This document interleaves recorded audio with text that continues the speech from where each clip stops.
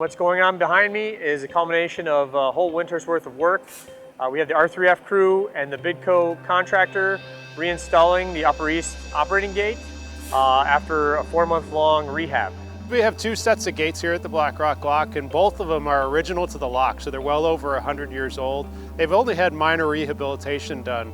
So we had the regional rivers repair fleet, along with our own staff here at the Black Rock Lock, working throughout the last 2 winters under all conditions, always outside, to do the necessary repairs to restore these gates into fairly good condition so that they have some time to continue to operate and provide the navigation benefit that they have for the last 100-some years.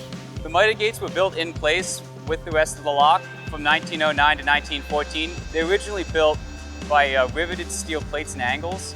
So these plates and angles were all cut in the field and then connected using steel rivets. So each of these gates is a little bit unique. No 2 gates are exactly the same. The gates are the primary operating components of the Black Rock Lock, and the Black Rock Lock provides safe passage around the rapids of the Niagara River to upstream or downstream locations, or upstream for that matter, particularly to the Tonawanda Harbor. It primarily supports liquid petroleum shipments, but of course recreational traffic, both chartered and private. And what we're doing right now, we're putting back in the gates at Black Rock, and we're having a good time trying to do it. We've come up here, and when this is a challenge because the gates up here are a lot different from the gates we have in our district, and this is the first time we really worked on these types of gates and the type of seals that they have, which is kind of like oval shape. And the challenge is trying to get everything back in its proper perspective, which is a good challenge for us because we've never done this before, but we are going to accomplish this job and take care of it the way we took it out. Overall, working with the repair party and the R3F in general, so this has been a very great experience. They're very conducive to having the engineer out here on site. In fact, they seem to rather like it in a sense that I know how they're building it is how I initially thought they were going to build it, as well as to understand it's one thing to design something, it's another thing to be able to go out in the field and see how it's being built.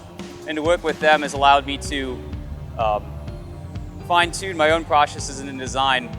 Completing this project or nearing completion is an absolute relief.